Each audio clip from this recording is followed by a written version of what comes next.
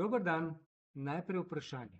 Če bi vas vprašali, kdo je bil najhujši, največji, najtežji nasprotnik v svetovni književnosti, koga bi izbrali? Koga bi postavili na prvo mesto? Prejšnjič sem omenil, odgovore je najbolje poiskati v kakšnem sodobnem literarnem delu. Ti so namreč portal v vse knjige, oziroma lahko rečemo, da so kot babuške. V njih so skrite vse knjige, vsa zgodovina književnosti, vsi odgovori. Tudi o tem, kdo je recimo najhujši možni nasprotnik, kdo je največji antagonist. Recimo na primeru francoskega romana Anomalija. Ta to zelo lepo pojasni. Zgodba je preprosta. 11. marca leta 2021 na letališču v New Yorku pristane letalo iz Pariza. Nič takega, to se tam dogaja vsakodnevno, če se ne bi čez nekaj mesecev, 24. junija istega leta, nad letališčem ponovno pojavilo isto letalo, z isto posadko, istimi potniki. Pozor, ne z enakimi potniki, ne gre za dvojčke, to zgodba izrazito poudarja. Takole pravi citat: ne, oba imata enak značaj in enake spomine. Celo do te mere, da je vsak od njiju zase prepričan, da je izvirnik on sam. Besedna zveza identični dvojniki v tem primeru pravzaprav problematična. Gre za dva izvirnika, če temu lahko tako rečemo. So ti kaj novega v sodobni književnosti? Ne, niti v novejši ne. Zelo pogosto se pojavljajo. Srečamo jih lahko že pri Dostojevskem, velikem ruskem in svetovnem pisatelju, in sicer v romanu Dvojnik iz leta 1846. Tam uradnik iz Petersburga, Koljatkin, nekoč naleti na svojega dvojnika. Ta mu je zelo podoben, le da precej bolj samozavesten, uspešen. Lahko si mislite, kako se zgodba konča.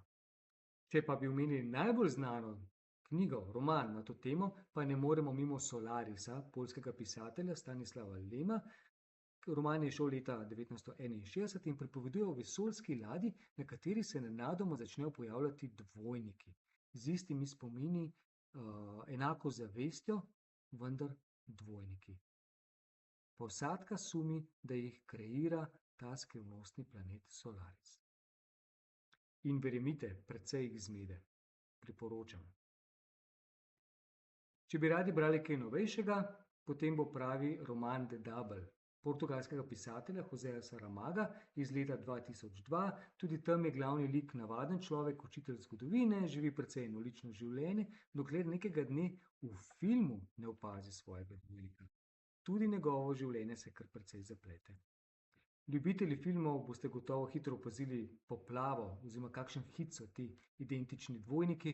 Eden najbolj znanih filmov na to temo je Oblivion oziroma Pozaba, v glavnih vlogah pa Tom Cruise.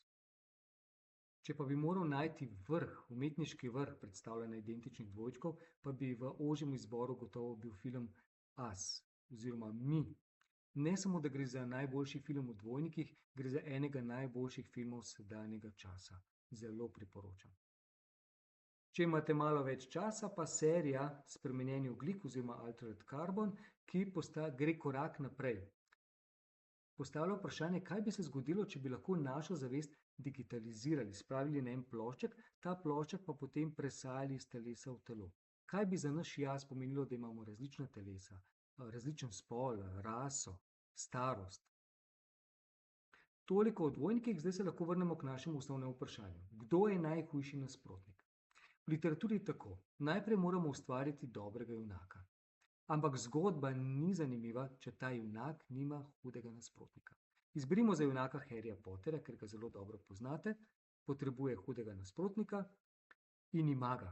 Zakaj je to eden najbolj težkih, nevarnih nasprotnikov vseh časov?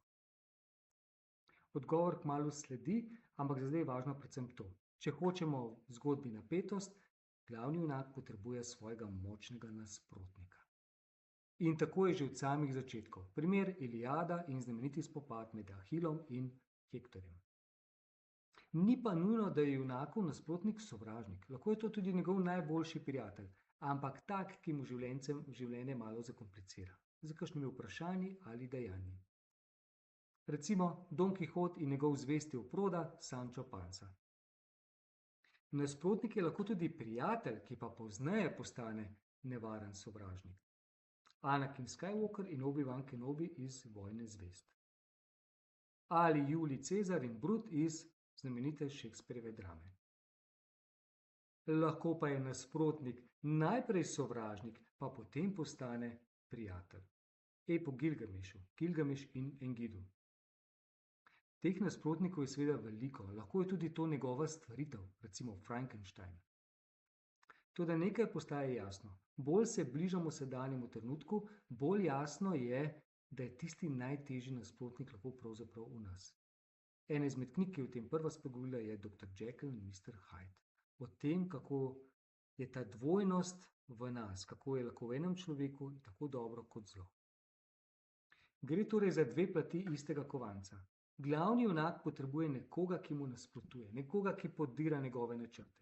Sicer ni zgodbe, vsaj privlačne in zanimive ne. In kako lahko junak premaga svojega nasprotnika? Ne, najpomembnejše ni premeten načrt ali najmočnejše orožje ali silna vojska. To je pomembno, ampak drugotnega pomena. Če hoče zmagati, mora najprej, pozor, premagati svoje dvome, zadržke, šibkosti. Najprej mora premagati sebe. In to je eden izmed trikov literature. Notranje šibkosti so preoblikovanje zunanjega nasprotnika. Ko jih junak premaga v sebi, ko premaga nasprotnika v sebi, premaga lahko tudi tistega zunanjega nasprotnika. Tisti, ki ste brali Harry Potterja, ob tej sliki ne potrebujete več dodatnih pojasnil. Za druge pa tole. Identični dvojnik je predvsem zgodba o našem najhujšem sovražniku oziroma vsem tistem, kar nočemo biti. Oziroma vsem, kar nismo, pa hočemo biti. Identični dvojnik nas uči, da je na poti do boljšega sebe treba premagati sebe. In ko se na koncu veselimo zmage, hkrati tudi žalujemo za vsem tistim, kar smo morali žrtvovati. To je tudi odgovor, zakaj je toliko identičnih dvojnikov v sodobni književnosti. Odgovor je preprost, ker smo prišli do našega najhujšega nasprotnika. Ne sprenevedamo se več. To ni Hektor izven nas, to je Ahil v nas. Ali kot bi rekli raziskovalci vesolja, pripravljeni smo, da srečamo neznana druga živa bitja. Toda, ali smo pripravljeni, da v vesolju odkrijemo človeka? Toliko o našem najhujšem nasprotniku, dvojnikih. Anomalija nam ponuja te odgovore, bi rekli skoraj da na pladnju. So staro zgodovino, ki pa jo malce dopolni.